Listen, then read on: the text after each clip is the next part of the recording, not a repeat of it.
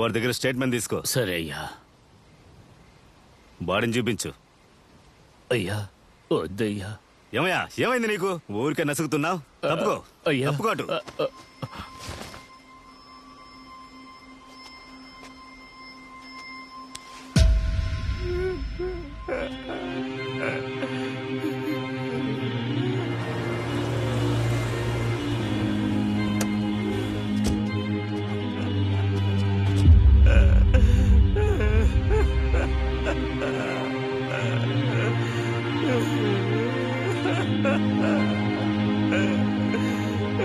అతను దివ్య వాళ్ళ చిన్నమ్మ.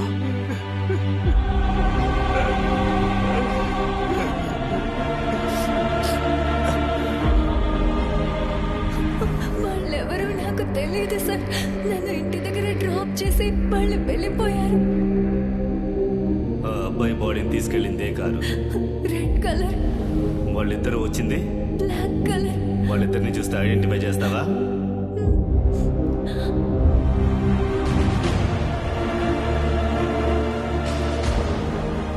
బ్రిడ్జ్ పైన I-20 నిలబడి ఉందా? ఉందయ్యా.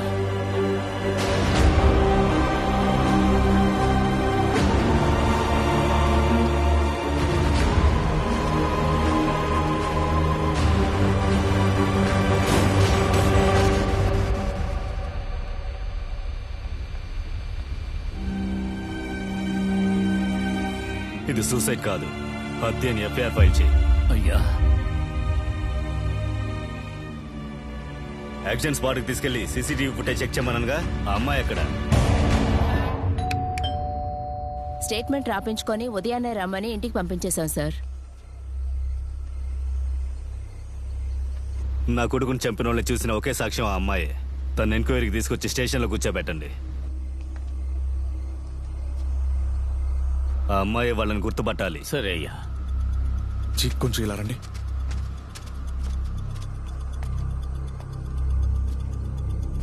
పోలీసులు అక్కడికి వెళ్ళడానికి ముందు మనం అక్కడికి వెళ్ళాలి, లేకపోతే దొరికిపోతాం.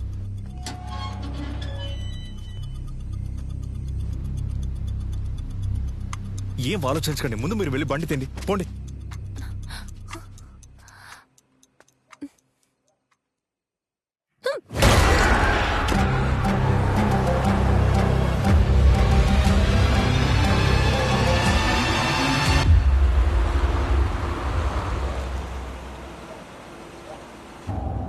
బ్రదర్, ఏంటి మనకంటే ముందు పోలీసులు వచ్చారు? కొంచెం మెల్లిగా వెళ్ళండి, ఏంటో చూద్దాం. ఎవరని చూడ్డానికి వెళ్ళింది, తిరిగి రానే లేదు. నేను అన్ని చోట్ల వెతికాను, నా కూతురు కనపడలేదు. నాకు చాలా ఏదో ప్రాబ్లం అనుకుంటా. వేగంగా వెళ్ళిపోండి. ఎవరు ఎత్తుకెళ్ళిపోయారో తెలియట్లేదు. ఎలాగైనా నా ఏదో కూతురుని కారు వస్తున్నట్టుంది, కాపాడండి. చూడండి. నాకు భయంగా ఉంది సార్.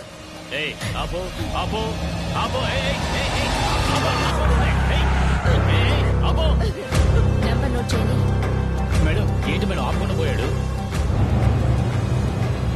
వెంటనే ఇన్స్పెక్టర్కి కాల్ చేసి చెప్పండి. Okay madam.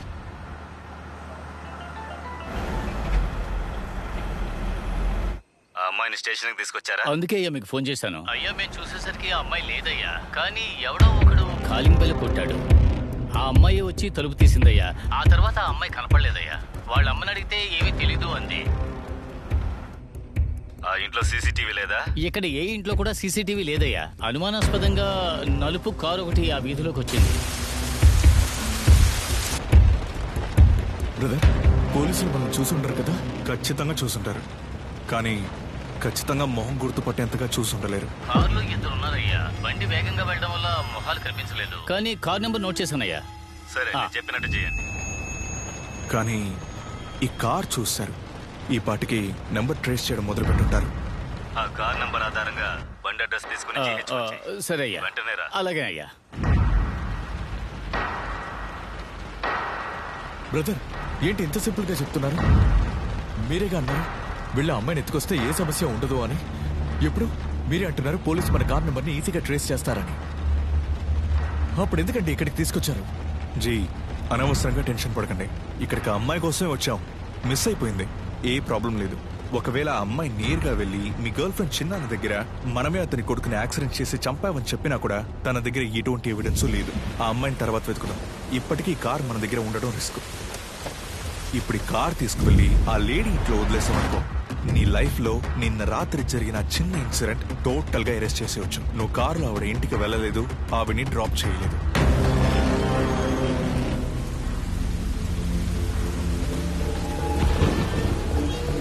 హార్డ్ డ్రైవ్ లేకపోవడం వల్ల నువ్వు ఇంటికి వచ్చిన ఎవిడెన్స్ ఎక్కడా దొరకదు. నువ్వు, నేను, మీ ఫ్రెండ్ ముగ్గురం బార్కి వెళ్ళాం, మందు తాగి ఇంటికి వెళ్ళిపోయాం. Simple, unsecured. ఏ బ్రదర్, ఈ బండి ఫుల్గా మన ఫింగర్ ప్రింట్స్ ఉంటాయి కదా?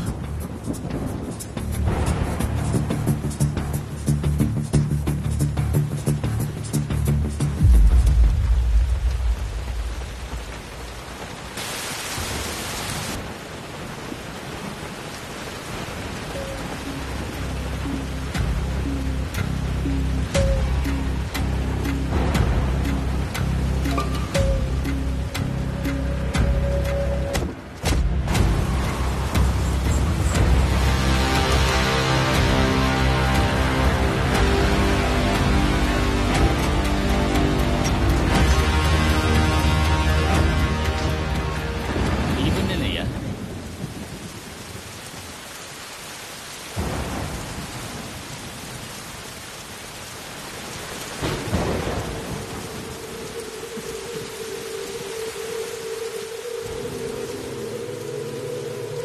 ఏమయ్యా, బండి చెక్ చేయి. సరే అయ్యా. డాక్యుమెంట్స్ ఉన్నాయా చూడు.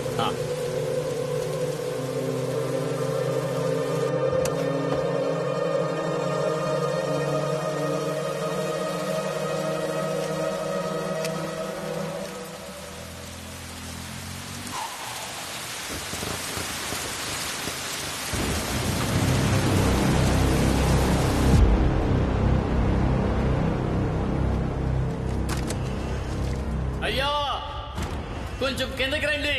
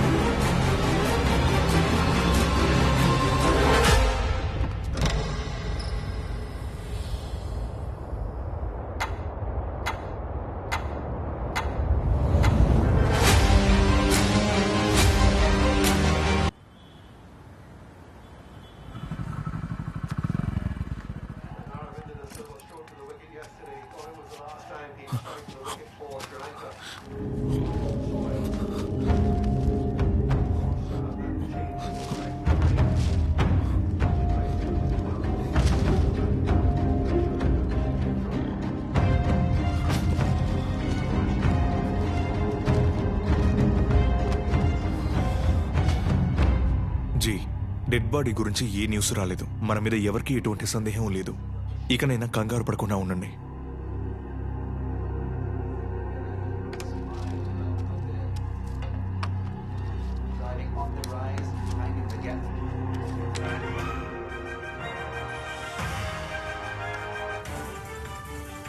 నిన్న రాత్రి నీలాంగరి నీడా అనే ఎన్జిఓకి చెందిన కవిత అనే అమ్మాయిని హత్య చేసి వాళ్ళింట్లోనే కార్ డిక్కీలో మృతదేహాన్ని వేసింది 2 అబ్బాయిలని తెలిసింది. అదే రాత్రి ఒక పోలీస్ ఇన్స్పెక్టర్ కొడుకుని ఆ 2 అబ్బాయిలు హత్య చేసి ఆత్మహత్య నాటకం ఆడినట్లు విచారణలో తేలింది. ఈ హత్య చేయడానికి మోటివ్ ఏమై ఉంటుంది అనుకుంటున్నారు? ఒక హత్యను దాచడానికి ఇంకో హత్యని వరుసగా చేశారు. విచారణ జరుగుతూ ఉంది. వాళ్ళ దగ్గర కావాల్సిన ఆధారాలు లేవంటున్నారు. ఇప్పుడు మీరు ఏం చేస్తారు? వాళ్ళ ఇద్దరి గురించి ఆచూకీ తెలిసిన ఐటీ ఎంప్లాయ్ అపర్ణ కూడా నిన్న రాత్రి నుండి కనిపించడం లేదని తెలిసింది. ఎవరో బెల్ కొట్టారని చూడడానికి వెళ్ళింది. తర్వాత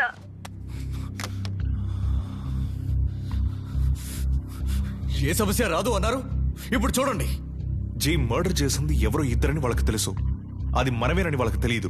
దానికి ఒకే సాక్ష్యమైన అమ్మాయిని ఎవరో కిడ్నాప్ చేసి మనకే మంచి చేశారు. దయచేసి ప్రశాంతంగా ఉండండి. ఎలాంటి ప్రశాంతంగా ఉంటాను? ఆ బ్రిడ్జ్ పై నుంచి పడేసింది దివ్య వాళ్ళ చిన్నాన్న కొడుకుని. మనం తప్పు మీద తప్పు చేస్తున్నాం అనిపిస్తోంది. తలుచుకుంటేనే వణుకొచ్చేస్తోంది.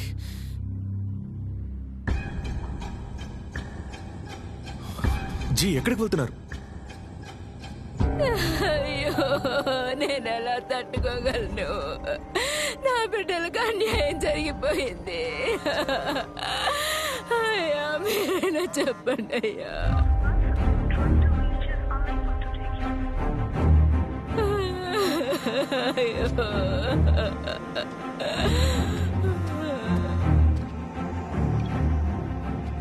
కట్ చేస్తే కాల్ చేస్తానుగా, మళ్ళీ మళ్ళీ కాల్ చేస్తూనే ఉన్నావు.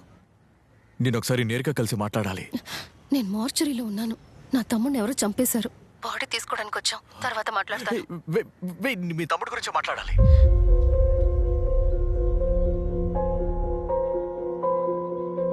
ఏమంటున్నావు అరుణ్? ఇంత చేశాక నువ్వు ఎలా వచ్చి నాతో మాట్లాడుతున్నావు? నువ్వు నా తమ్ముడిని చంపేశానని అంటున్నావు.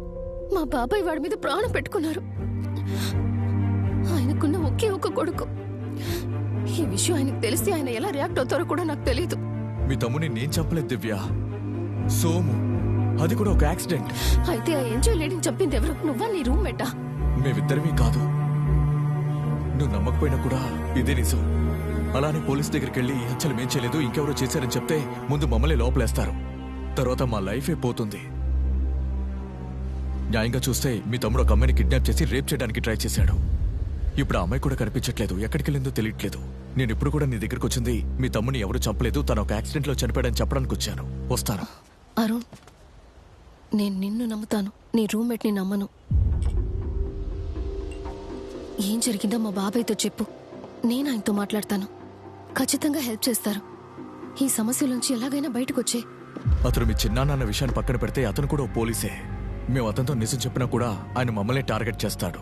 ప్రస్తుతానికి ఈ విషయం గురించి మీ చిన్నాన్నతో ఏమీ చెప్పొద్దు. ప్రాబ్లంని ఎలాగైనా సాల్వ్ చేసి నేనే నీకు కాల్ చేస్తాను. జాగ్రత్తగా వెళ్ళు. బాయ్. మీరు మీ గర్ల్ ఫ్రెండ్ని చూడడానికి వెళ్తున్నారంటే నేను వద్దనేవాడిని. మనం సమస్యలు ఇరుక్కుపోతున్నామని వాళ్ళు అర్థం చేసుకోరు జీ. మనం ఎంత క్లియర్గా కేర్ఫుల్గా ఉన్నా కూడా ఈ సమస్య నుంచి బయటపడలేకపోతున్నాం. ఆవిడ చిన్నాన్న దగ్గర ఏదైనా చెప్పేస్తారేమో జీ. చూశారు కదా, కొడుకు కాబట్టి యాక్సిడెంట్ని కూడా మర్డర్లా చూస్తున్నారు. ఏది ఏవైనా మనం పోలీసుల దగ్గరికి మాత్రం ఎప్పటికీ వెళ్ళిపోకూడదు జీ. మనమే ఏం చేయాలో డిసైడ్ చేయాలి. ఏం చేయకూడదో క్లియర్గా తెలుసుకోవాలి. అర్థమైందా?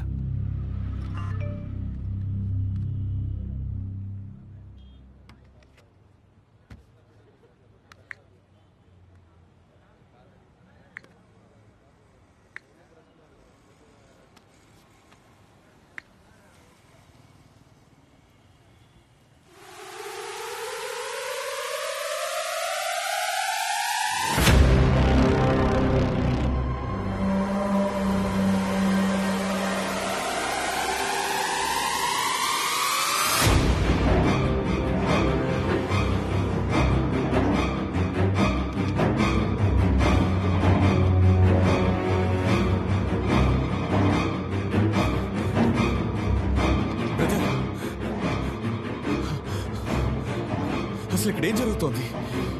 ఆ అమ్మాయి అపర్ణ ఏమైంది? ఈ వీడియోని మనకి ఎవరు పంపిస్తున్నారు?